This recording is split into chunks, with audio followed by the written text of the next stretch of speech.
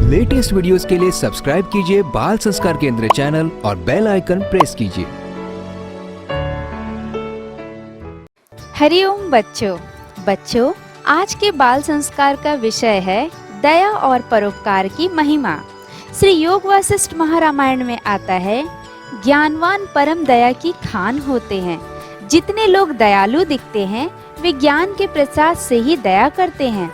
पृथ्वी पर जितने भी बलवान, विद्वान, यशस्वी, तेजस्वी है, उन सब में ज्ञानवान पूजने योग्य है, क्योंकि वे भगवत ज्ञान से संपन्न हैं।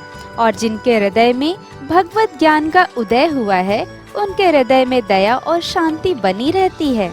जितनी दया और शांति ज्यादा, उतना ही परमात्म सुख ज्यादा होता है। जितना परमात्म सुख ज्यादा, उतना ही सामर्थ्य ज्यादा होता है। और जितना सामर्थ्य ज्यादा होता है, उतनी ही पर दुख कातरता ज्यादा होती है। जो दूसरों का दुख मिटाकर आनंद पाता है, उसको अपना दुख मिटाने हेतु अलग से मेहनत नहीं करनी पड़ती। जो पुण्यात्मा है, उनकी रुचि सेवा परोपकार में होती है। वे अंदर से तृप्त रहते हैं और ईश्वर को धन्यवाद देते हुए जीते हैं। वे बदनामी सहकर भी भलाई के कार्य करते हैं। वे इल्जाम सहते हैं, फिर भी मुस्कुराते रहते हैं। दुख सहते हैं और सुख बांटते हैं। जिसको अपने जीवन में उन्नति चाहिए, उसको परोपकार करना चाहिए। उन्नति का मूल है परोपकार। जो निष्काम सेवा नहीं कर सकता, वह ठीक से आध्यात्मिक उन्नति भी नहीं कर सकता है। पूज्य गुरुदेव का स्मरण करते हुए शुरू करते हैं आज का बाल संस्कार केंद्र। सबसे पहले सभी बच्चे अपने अपने स्थान पर खड़े होकर थोड़ी देर पंजों के बल कूदेंगे।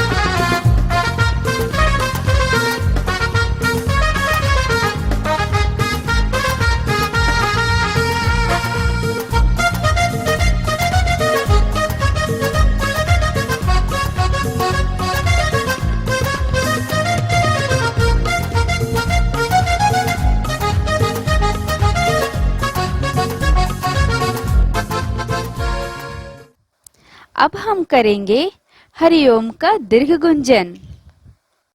श्वास लो लंबा। हरि ओम।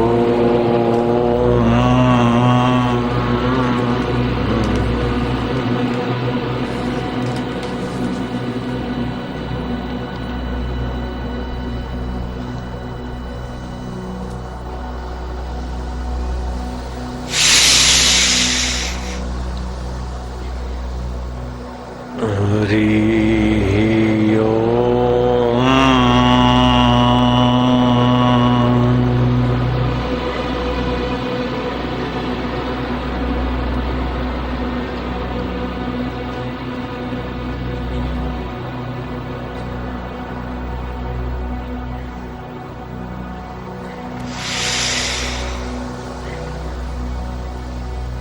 हरि ओम।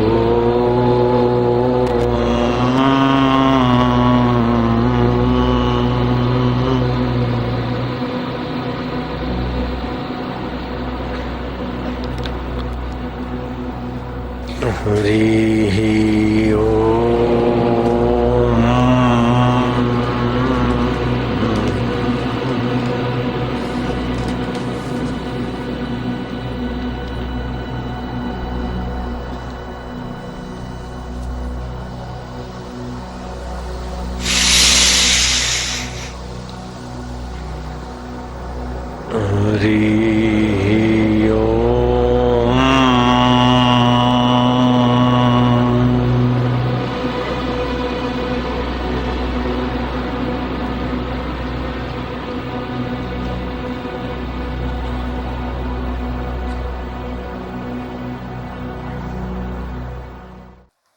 प्राणायाम।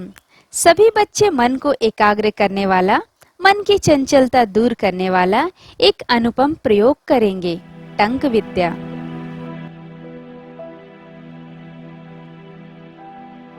दोनों नथुनों से श्वास लो, दोनों से लो लो लो, खूब लो।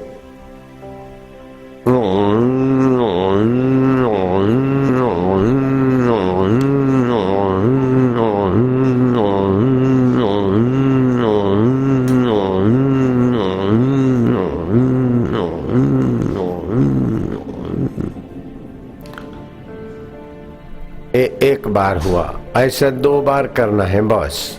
फिर से लो।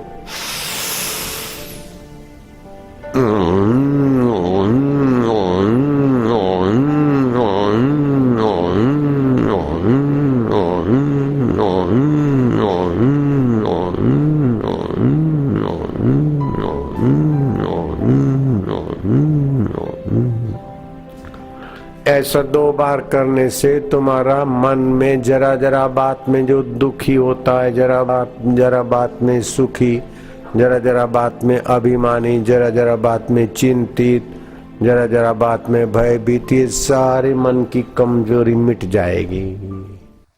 बच्चों, अब हम मंत्रोच्चारण और स्तुति करेंगे। सभी बच्चे अनामिका उंगली से तिलक के स्थान पर स्पर्श करते हुए मंत्र बोलेंगे। ओम गम गणपतये नमः। ओम श्री सरस्वतये नमः।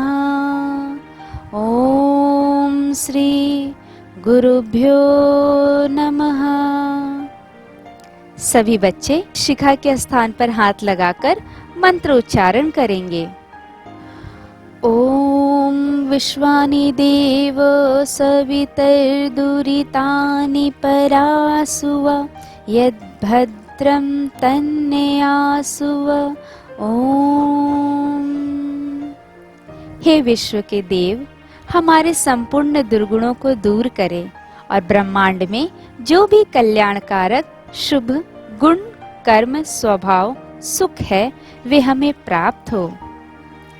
पुरुष सूक्त का पाठ। चतुर्मास में भगवान विष्णु के सामने पुरुष सूक्त का पाठ करने से बुद्धि शक्ति बढ़ती है। चतुर्मास में पुरुष सूक्त का जप बुद्धि बढ़ाता है। वेदों में पुरुष सूक्त आता है।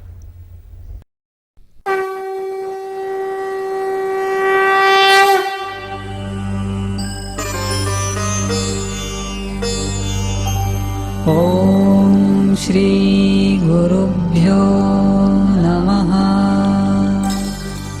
हरि ओम। तस्माद्यज्ञात् सर्वभूताः संहृतं प्रेखदाज्यम्।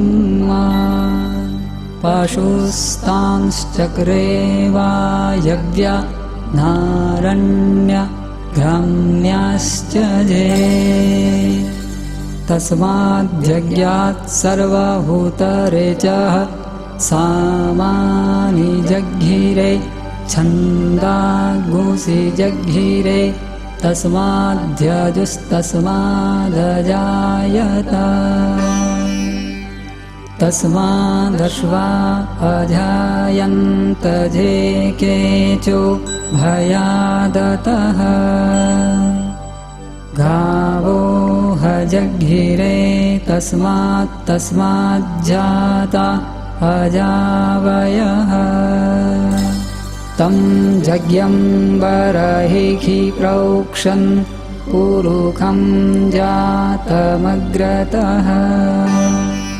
तेन देवा अयजन्त साध्या रेखयश्च जे जत्पुरुखं व्यदधुः कतिधाभ्यकल्पयन् मुखं किमस्यासीत् किं बाहु किमूरु पादा उच्यते। उस सर्वश्रेष्ठ विराट प्रकृति यज्ञ से दधि युक्त घृत प्राप्त हुआ, जिससे विराट पुरुष की पूजा होती है। वायुदेव से संबंधित पशु, हरिण, गौ, अश्वादि की उत्पत्ति उस विराट पुरुष के द्वारा ही हुई। उस विराट यज्ञ पुरुष से ऋग्वेद एवं सामवेद का प्रकटीकरण हुआ।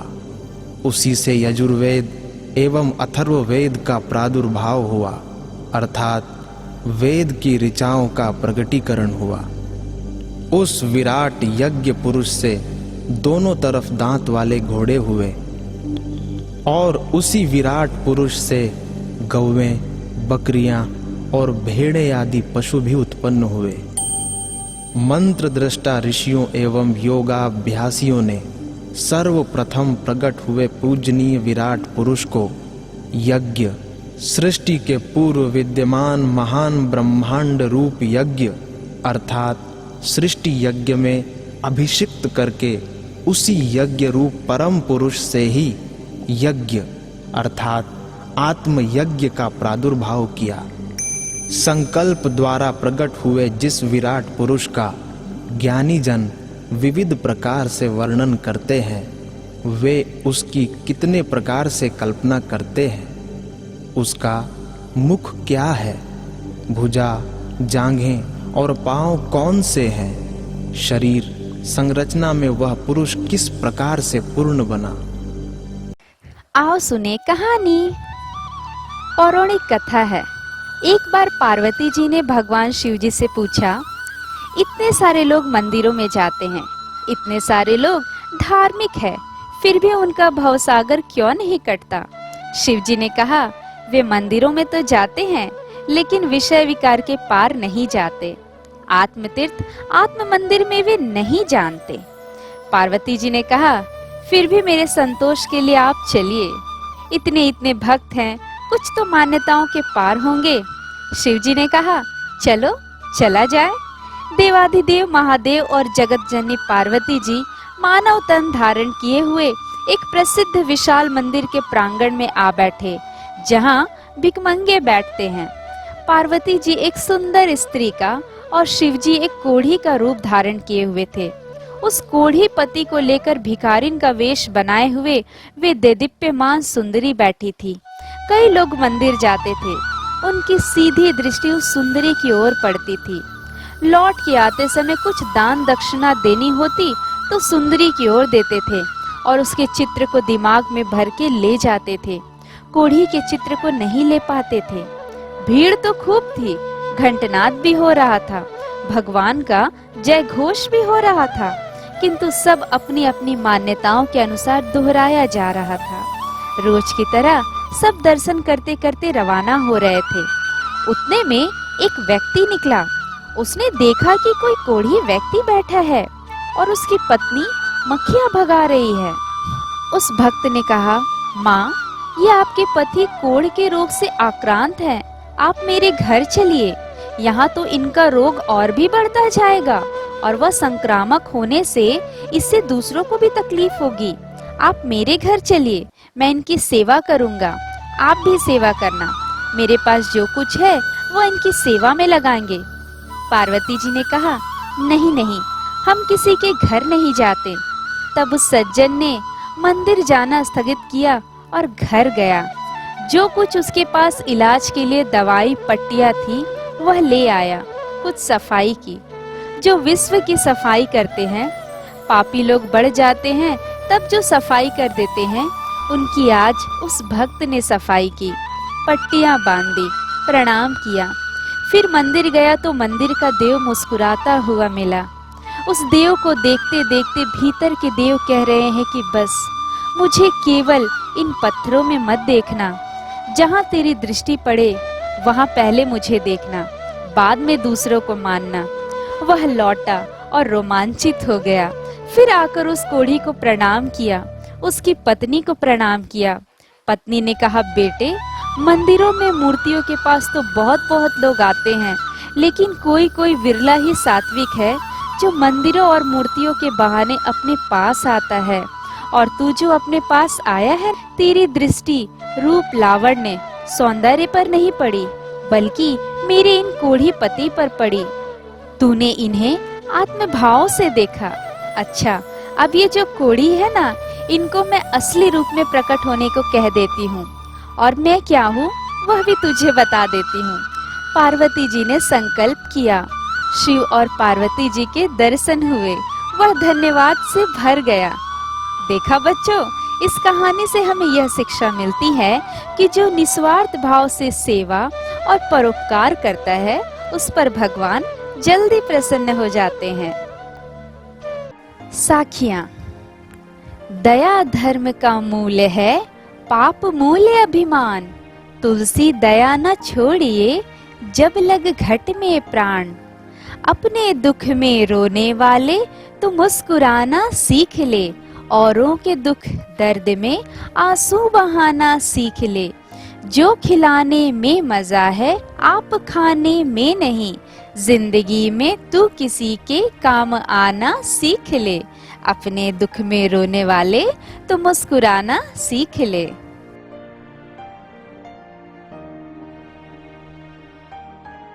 परिप्रश्नेन, सबसे ज्यादा ठोस क्या चीज है? पूज्य बापूजी कहते हैं कि सबसे ठोस शक्तिशाली है संकल्प, जो पत्थरों को चूर कर दे, लोहे को पिघला दे और परिस्थितियों को बदल दे। यदि तुम्हारे हृदय में शुद्धता है, अंतःकरण स्वच्छ है, प्रेम है, तो तुम्हारे संकल्प के अनुसार घटनाएं घटती है। संकल्प शक्ति क्या नहीं कर सकती, इसलिए आप हमेशा ऊंचे संकल्प करो और उनको सिद्ध करने के लिए प्रबल पुरुषार्थ में लग जाओ। अपने संकल्प को ठंडा मत होने दो, अन्यथा दूसरों के संकल्प तुम्हारे मन पर हावी हो जाएंगे और कार्य सिद्धि का मार्ग रुंध जाएगा। तुम स्वयं सिद्धि का खजाना हो। सामर्थ्य की कुंजी तुम्हारे पास ही है। अपने मन को मजबूत बनाया तो तुम पूर्ण रूपेण मजबूत हो। हिम्मत, दृढ़ संकल्प और प्रबल पुरुषार्थ से ऐसा कोई ध्येय नहीं है जो सिद्ध ना हो सके। तुम्हारे संकल्प में अथाह सामर्थ्य है। जितने तुम्हारे संकल्प में अथाह सामर्थ्य है, जितना तुम्हारा संकल्प सात्विक होगा और जितनी तुम्हारी श्रद्धा अडोल होगी तथा जितनी तुम्हारी तीव्रता होगी, उतना वह फलित होगा। पवित्र स्थान में किया हुआ संकल्प जल्दी फलता है। जहाँ सत्संग होता है, हरि चर्चा होती है, हरि कीर्तन होता है, वहाँ अगर शुभ संकल्प किया जाए तो जल्दी सिद्ध होता है।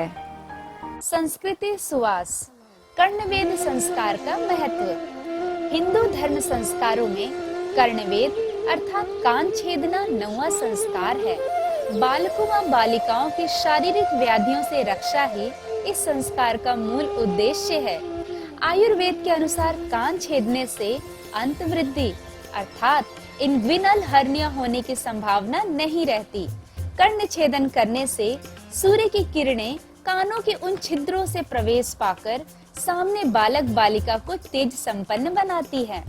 बालक के पहले दाएं कान में और बाद में बाएं कान में छेद करे और बालिका के पहले बाएं कान में फिर दाएं कान में छेद करे। बालिका के बाएं नथुने में भी छेद करके आभूषण पहनाने का विधान है। मस्तिष्क के दोनों भागों को विद्युत के प्रभाव से प्रभावशाली बनाने के लिए कानों में सोना पहनना लाभकारी माना गया है। अब हम पूज्य बापूजी की लीलाओं का आनंद लेते हुए मधुर कीर्तन गाएंगे। सद्गुरु तेरे चरणों की। सद्गुरु तेरे चरणों की घर भूल जो मिल जाए, सच कहता हूँ दाता, सच कहता हूँ दाता। तकदीर बदल जाए, सद्गुरु तेरे चरणों की, सद्गुरु तेरे चरणों की। गर धूल जो मिल जाए, सच कहता हूँ दाता, सच कहता हूँ दाता। तकदीर बदल जाए, सद्गुरु तेरे चरणों की, सद्गुरु तेरे चरणों की।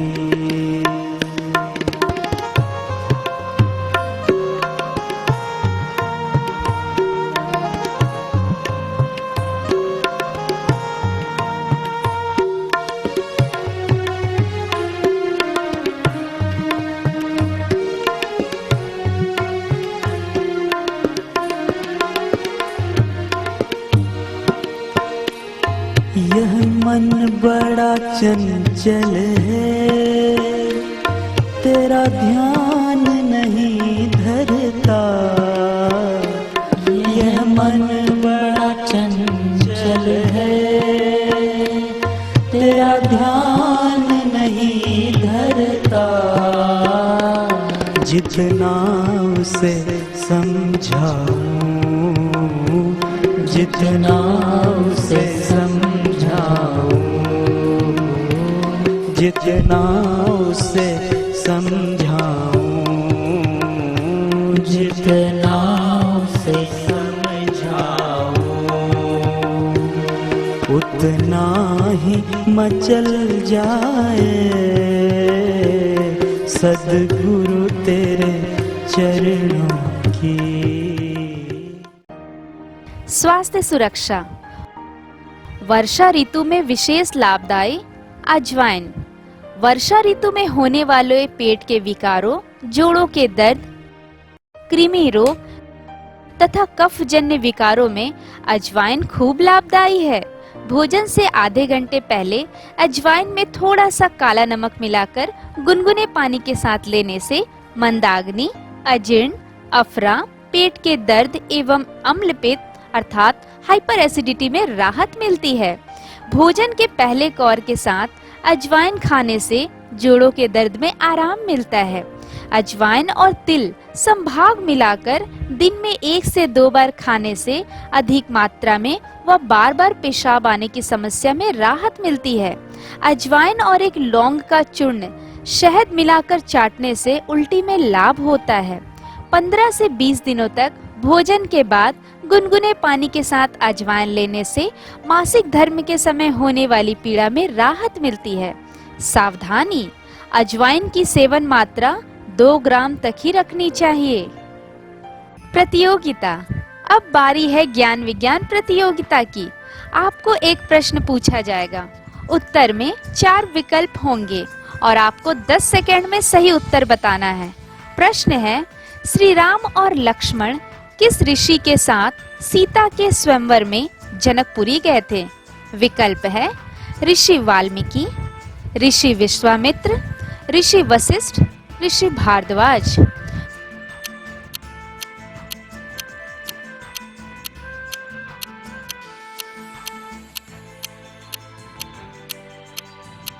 प्रश्न का सही उत्तर आपको सत्र के अंत में बताया जाएगा।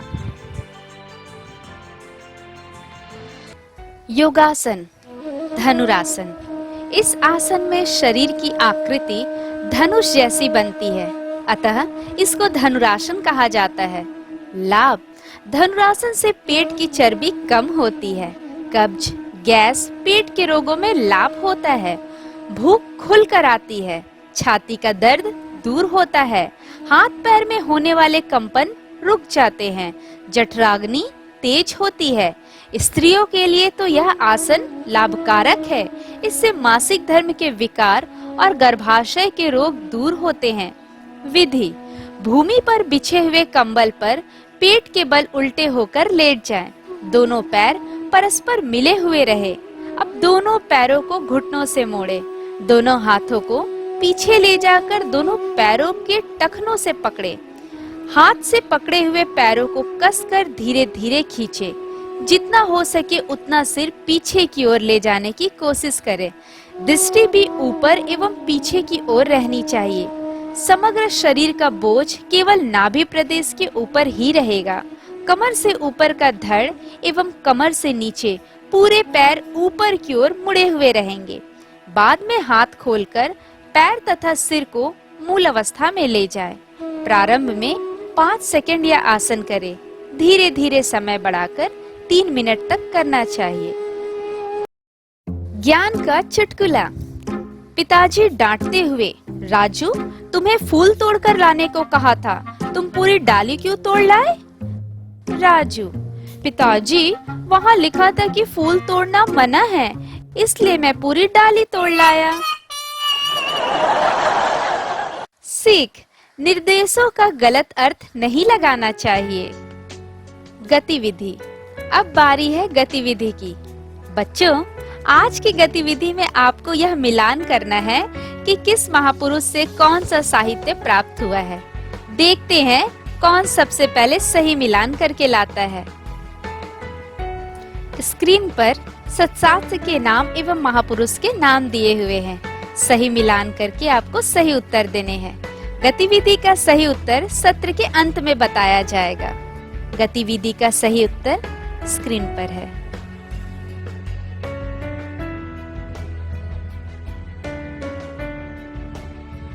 क्या करे क्या ना करे? अमावस्या को क्या करे क्या ना करे? अमावस्या को दूसरे के घर का अन्न नहीं खाना चाहिए। जो व्यक्ति अमावस्या को दूसरे का अन्न खाता है, उसका महीने भर का किया हुआ पुण्य दूसरे को अर्थात अन्नदाता को मिल जाता है। अमावस्या के दिन पेड़ पौधे से फूल पत्ते, तिनके आदि नहीं तोड़ने चाहिए। इससे ब्रह्म हत्या का पाप लगता है। अमावस्या को पानी में खड़ा नमक अथवा गोझनन अर्क डालकर पोछा लगाना चाहिए। इससे नेगेटिव एनर्जी चली जाएगी। अमावस्या के दिन खेती का काम नहीं करना चाहिए, न मजदूर से करवाना चाहिए। अमावस्या के दिन श्रीमद् भगवत गीता का 7वां अध्याय पढ़े और उस पाठ का पुण्य अपने पितरों को अर्पण करें। सूर्य को अर्घ्य दें और प्रार्थना करें, आज जो मैंने पाठ किया मेरे घर में जो गुजर गए हैं उनको उसका पुण्य मिल जाए। इससे उनका आशीर्वाद हमें मिलेगा और घर में सुख संपत्ति बढ़ेगी। बच्चों, अब हम श्री आशा रामायण जी की पंक्तियां दोहराएंगे। पुत्र तुम्हारा जगत में सदा रहेगा नाम, लोगों के तुमसे सदा पूर्ण होंगे काम। सिर से हटी पिता की छाया, तब माया ने जाल फैलाया। बड़े भाई का हुआ कुशासन, व्यर्थ हुए माँ के आश्वासन। गए सिद्धपुर साधना करने, कृष्ण के आगे बहाए झरने। सेवक सखा भाव से भीजे, गोविंद माधव तब है रीजे। एक दिन एक माई आई, बोली है भगवन सुखदाई। बड़े पुत्र दुख मुझे झेलने, खून केस 2 बेटे जेल में। भोले आंसू सुख पावेंगे, निर्दोष छुट जल्दी आवेंगे। बेटे घर आए माँ भागी, आंसू मल के पाँवों लागे। ओम हरि ओम हरि ओम हरि ओम हरि ओम हरि ओम हरि ओम हरि ओम। अब हम सभी बच्चे बाल संस्कार केंद्र की नई फिल्म देखेंगे जिसका शीर्षक है परोपकार।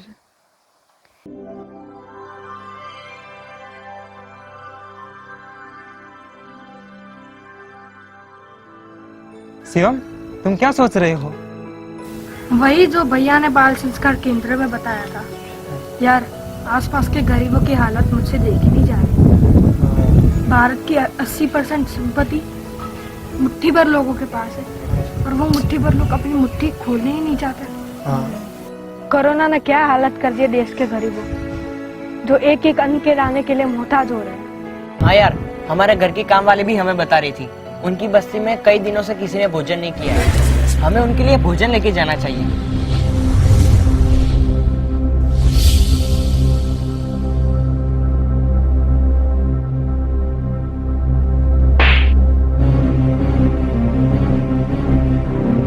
गरीबों के ठेकेदार, तुमसे बात कर रहा हूं मैं। तुम्हें इतनी बार समझाया कि उन गंदी नाली के कीड़ों के बारे में मत सोचा करो, फिर भी तुम्हें कि समझते नहीं हो। शिवम, अनुज, तुम्हें अगर गरीबों का मसीहा बनना है तो तुम बनो, लेकिन मेरा बेटा नहीं बनेगा ये। चल।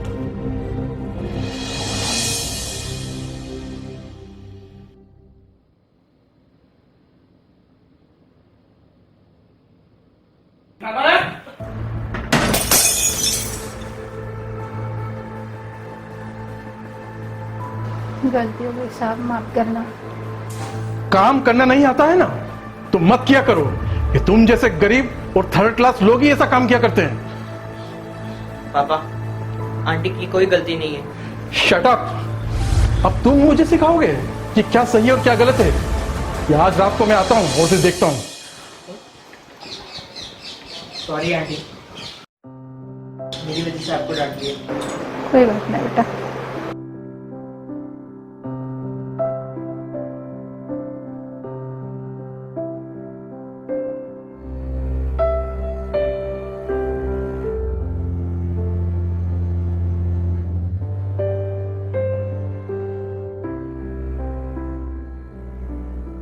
बेटा, बहुत दर्द हो रहा है ना? माँ, मेरा तो सिर्फ गाल दर्द कर रहा है, लेकिन उन गरीबों का क्या, जिनको 2 वक्त का भोजन नहीं मिलता? उनका तो पेट और दिल दोनों दुखता होगा ना। मैं क्या कर सकती हूँ बेटा? एक बात मानोगी? बोलो बेटा। हमारे बाल संस्कार के केंद्र के बच्चे गरीबों में भोजन बांटने जा रहे हैं। मैं भी उनकी कुछ मदद करना चाहता हूँ। ठीक है बेटा, कल मैं तुम्हें 1000 रुपए दूंगी। पक्का? हाँ बेटा। थैंक यू माँ।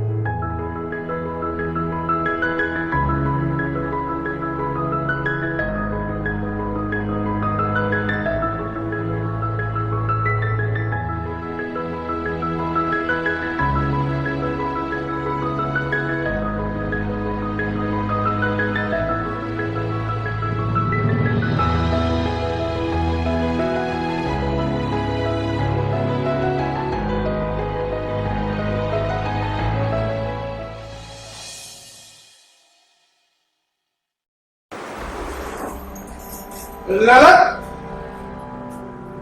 फिर से लालत। अरे पापा संभालिए। नालायक, नालायक, तूने मेरी जेब से पैसे निकाले? ये क्या कर रहे हैं आप? पापा मैंने तू जानती है इसने क्या किया? क्या किया है? इसने मेरी जेब से 1000 रुपए निकाले। उसने नहीं, मैंने निकाले थे। ऐसा? तुम निकाल सकती हो। Bye bye bye bye.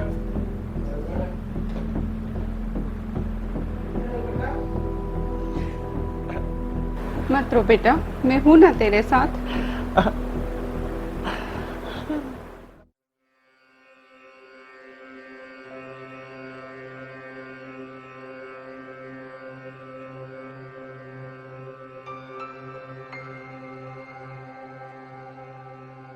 बच्चों, हम सब मिलकर प्रार्थना करेंगे। गुरुर्ब्रह्मा गुरुर्देवो महेश्वरः गुरुर्साक्षात् परब्रह्म तस्मै श्री गुरवे नमः।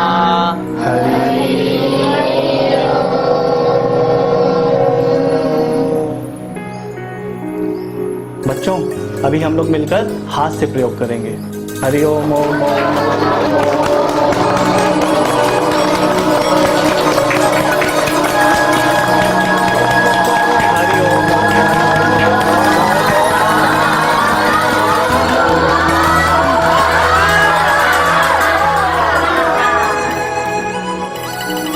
बच्चों, अभी दोहा बोलेंगे। पहले मैं बोलूंगा, उसके बाद आप बोलिएगा, ठीक है? परहित बसे जिनके मन माही, परहित बसे जिनके मन माही, तिनको जग कछु दुर्लभ नाही, तिनको जग कछु दुर्लभ नाही। एक बार और। परहित बसे जिनके मन माही, परहित बसे जिनके मन माही, तिनको जग कछु दुर्लभ नाही, तिनको जग कछु दुर्लभ नाही।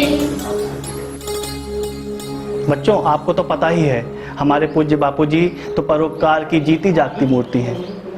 जब भी कहीं कोई आपदा आती है या समाज का कोई भी वर्ग पीड़ित होता है तो बापूजी तत्काल वहां पर सेवा पहुंचाते हैं। तो आपको वो प्रसंग सुनना है जिसके बाद अंतर्यामी भगवान बापूजी पे प्रसन्न हो गए थे। आइए देखते हैं इस प्रसंग को पूज्य बापूजी के सत्संग में। अपने कमरे में पूजा बूजा नियम करके फिर महादेव का मंदिर था, वहाँ पूजा करने जाते थे। उसके बाद ही दूध जो भी नाश्ता होता था लेते थे। तो एक युवक बिहार का था, बाद में पता चला बेहोश पड़ा था सड़क पे। तो कोई कुछ बोलता जा रहा था, कोई कुछ बोलता जा रहा था। मेरे पास पानी का लोटा, दूसरा दूध अलग से, और पूजा की थाली जो सामग्री थी, मंदिर में जा रहा। तो मैं वहां रुक गया। जो शिव जी को पानी चढ़ाना था उसको मैंने छांटे मारे।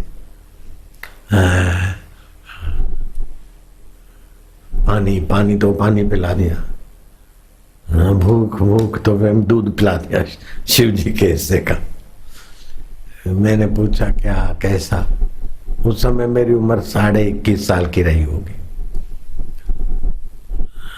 बाबूजी पिता मर गए, बिहार के हैं, घर में भाभी ताने मारती, कमाते नहीं, आराम का खाते। कमाने को निकले थे, अहमदाबाद आए।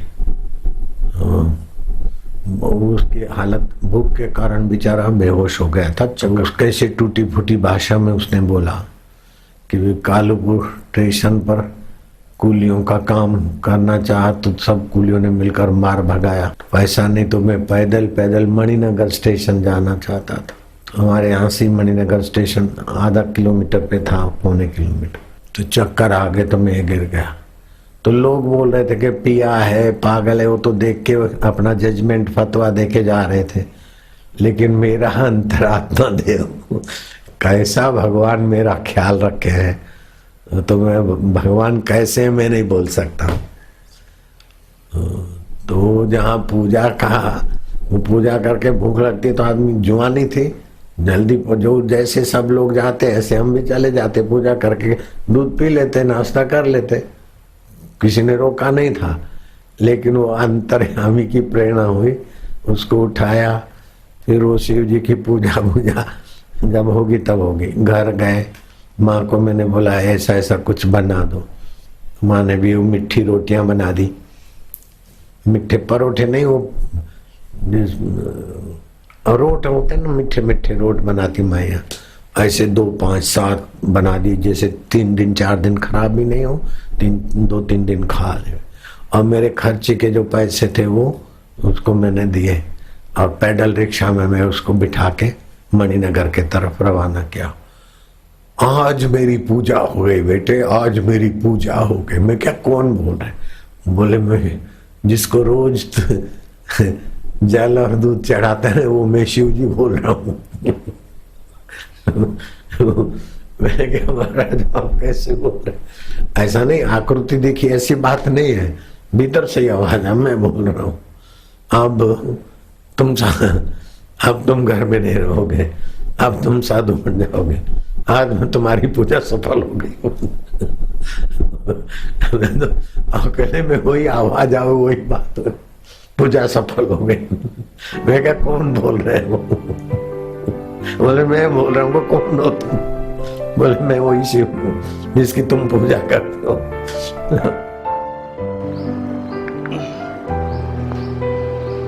कैसा लगा आपको? बहुत अच्छा।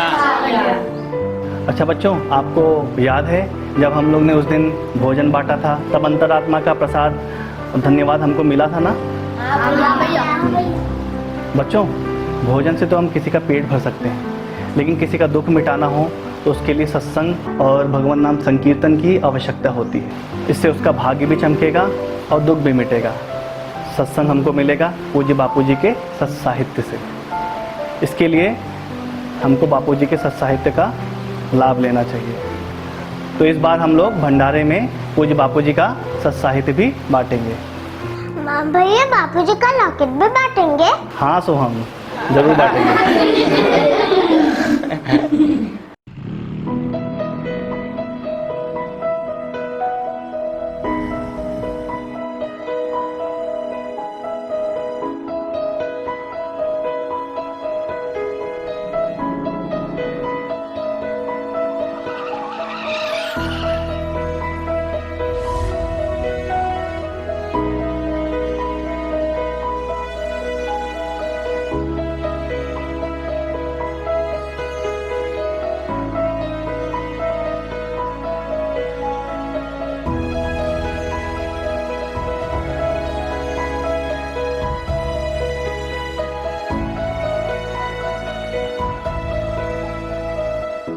सभी बच्चे इस सप्ताह कोई ना कोई परोपकार का कार्य अवश्य करेंगे।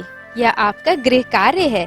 आपने किस प्रकार परोपकार का कार्य किया यह अपनी डायरी में लिख कर आएंगे और अगले बाल संस्कार में सबको सुनाएंगे। अब तैयार हो जाइए प्रश्नोत्तरी के लिए। दूसरों का दुख दूर करने से क्या लाभ होता है? पुरुष सूक्त का पाठ करने से क्या लाभ होता है? शिवजी और माता पार्वती ने किस प्रकार लोगों की परीक्षा ली? आज की कहानी से हमें क्या शिक्षा मिलती है? संकल्प सबसे अधिक ठोस क्यों होता है? भारतीय संस्कृति में कर्णवेद का क्या महत्व है? अजीर्ण अफरा में अजवाइन का सेवन किस प्रकार करना चाहिए? धनुरासन से क्या लाभ होता है? अमावस्या को क्या नहीं करना चाहिए?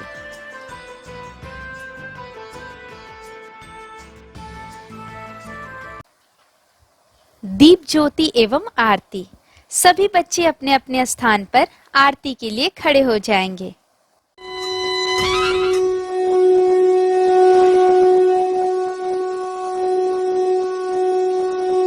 शुभं करोति कल्याणं आरोग्यं सुख संपदा शत्रुबुद्धि विनाशाय दीपज्योति नमोस्तुते। दीपज्योति परब्रह्म दीपज्योति जनार्दन दीपो हरतु मे पापं संध्या दीपो नमोस्तुते।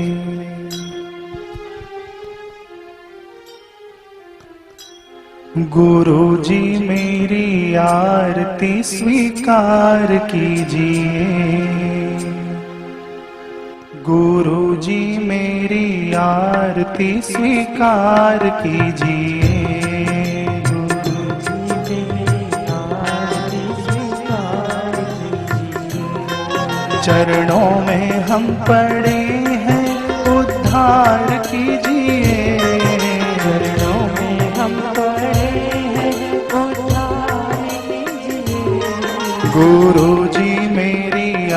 आरती स्वीकार कीजिए।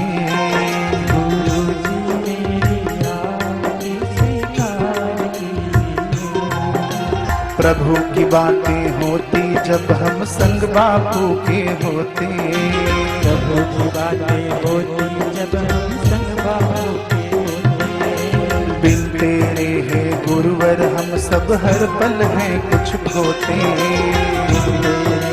गुरुवर हम सब हर पल हैं कुछ खोते। आके हमको खुशियाँ बेशुमार दीजिए।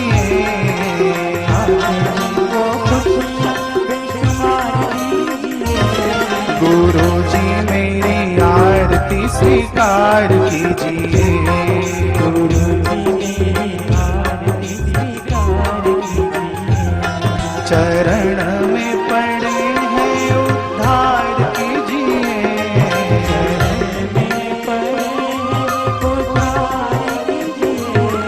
गुरु जी मेरी आरती स्वीकार कीजिए।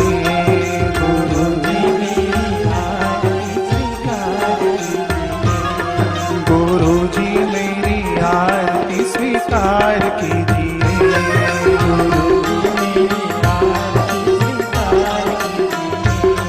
गुरु जी मेरी आरती स्वीकार कीजिए।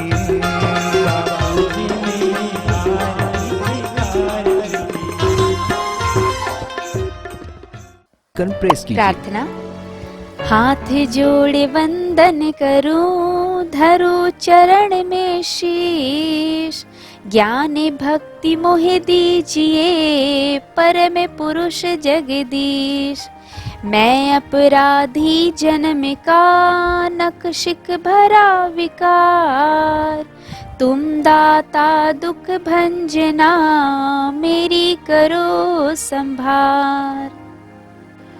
ओम अस्तो मा सद्गमया, तमसो मा ज्योतिर्गमया, मृत्योर्मा अमृतं गमया। ओम शांति शांति शांति। हे ईश्वर, हमें असत्य से सत्य की ओर ले चलो, अंधकार से प्रकाश की ओर ले चलो, मृत्यु से अमरता की ओर ले चलो। नारायण नारायण नारायण नारायण। इसी के साथ हमारा आज का बाल संस्कार केंद्र संपन्न होता है। अगले हफ्ता फिर मिलेंगे बच्चों एक नई ज्ञानवर्धक विषय के साथ। तब तक के लिए हरिओम। ज्ञान विज्ञान प्रतियोगिता प्रश्न का सही उत्तर है ऋषि विश्वामित्र। गतिविधि का सही उत्तर स्क्रीन पर है।